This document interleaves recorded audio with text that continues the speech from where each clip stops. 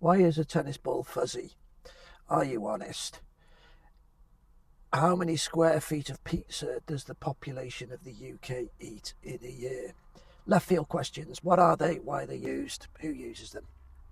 Um, Left field questions are questions that are thrown at you during an interview to determine how you react under a slightly stressful situation. They're used to see whether you will fit in with the team. They're used to look a little bit more at your personality, a little bit more at your attributes. Are you creative, analytical? How do you work? What's your thought processes? Oh, how do you respond to these questions? Well, the way you respond to them is based on your personality. You're going to respond in a particular way to these questions. So, for example, why is there fuzz on a tennis ball? Personally, I'd look at it and I'd probably come up with three possible scenarios. That it's for weight, for whatever reason, that it's to control the behaviour of the ball on the bounce, for whatever reason, or the potentially correct answer is it affects the aerodynamics and it slows it down, ensuring that people have greater control during the game. Now, I say the correct answer. There is no correct answer because it's looking for your thought process and how you work. You might come out with something that's equally left field. That it could be, if you're looking for a creative job, it could be somewhere on the lines of, it's put there for cleaning dogs' teeth. That most people buy a tennis ball. The marketers know that they only play tennis once or twice. They also know that the majority of people buy tennis balls for their dogs, and therefore the balls have a fur, fuzzy out exterior because it helps clean the dog's teeth. Another one, it could be looking at uses for opening jars. Half a tennis ball opens a jar, and the fuzz is on the outside of the tennis ball because it's much more comfortable on the hand. These are different ways of answering the same question. It's all going to depend on who you are, what your personality is, and what the company is you're looking for. Other questions we have are a little bit more serious. The intent of the question, all the questions, is very, very serious. So, how honest are you? This was used by Allied Telesis in the United States. And it is one of those more interesting questions, and you can play with this one a little bit, that the majority of people are slightly dishonest. You possibly ran an amber light on your way into the interview. You cross the solid white line when you're driving. You don't always stop at a stop sign. Okay, these are little areas where you're slightly dishonest. That if the barman gives you too much change, do you tell them? You could throw it back to the company that you've done your research. You found a time when the company wasn't so honest. Throw it back to them. I'm about as honest as you are, as can be seen by this article from 1975. See how they react. Interviews a two-way street. They're interviewing you, you're checking on them. There are areas you might think you need to be careful with. That, how honest are you? I'm 100% honest. What would a liar say? Another one. If you were a breakfast cereal, which one would you be and why? And this has been used by Bed Bath & Beyond in the United States. Again, lots of similar questions. What would you be and why? It's worth giving a little bit of time to these scenarios and thinking about the questions.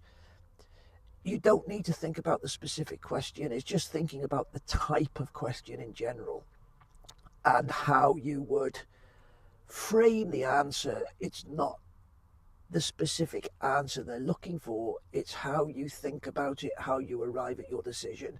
And there's a little bit of how you look at yourself.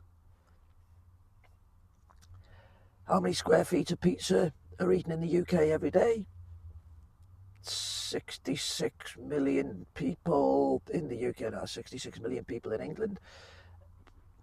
76 million people in the UK, pizza's eaten 3 times a week. Do the maths. Okay, it's a breakdown. This is a test of mental ability. This is a best test of analytical skills. Are you a lucky person? Again, how do you perceive yourself? How are you going to portray yourself? Are you going to tell them that you don't think you're lucky? Yeah.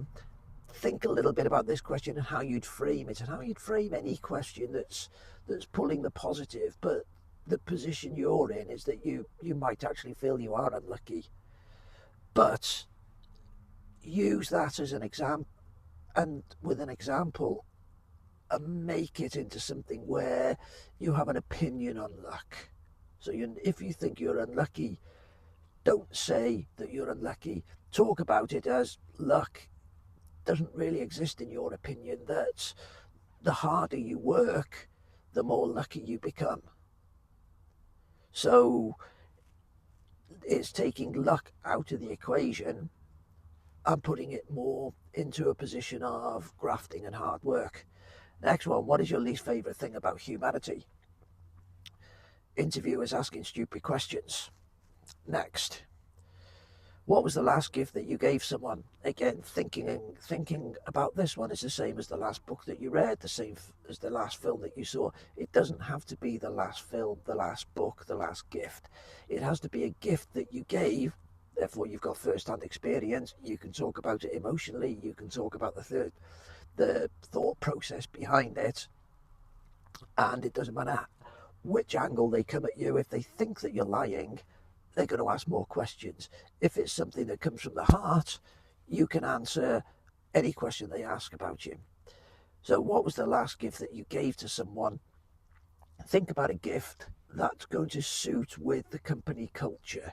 Think about the thought process of who the person is, what the gift was, why you bought that gift, and how's that going to look in the company culture.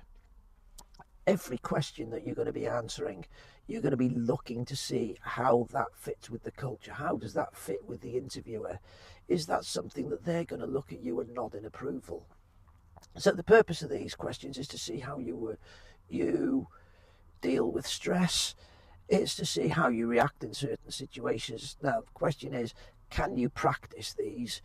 Very, very simply, yes. Can you practice all of them? No. You're going to look at the style of questions and you're going to put yourself in a position where you're thinking about who you are, how you react to certain situations, and how you're going to react in the interview. It's not that complicated to sit down and work out with someone how to deal with these questions, whether to say, are they analytical, are they creative, is the job analytical, is the job creative, are you suitable for this position? So as much as they're trying to find out your attributes, your skills, your behaviour, you're trying to find more about the culture of the company, so you can answer in a way that you feel is appropriate. It would take a courageous person to ask whether the question is actually relevant to the interview or the position. Now, there's questions to say that if you're looking at something like the pizza question, unless you're in a financial institution, unless you're in an environment where mental arithmetic is going to be part of the day-to-day life, and it's something that is a skill that you do need to do your job, then why not ask them what the relevance is? It might not be relevant, that they're not necessarily a highly skilled interviewer and they just found the question on the internet.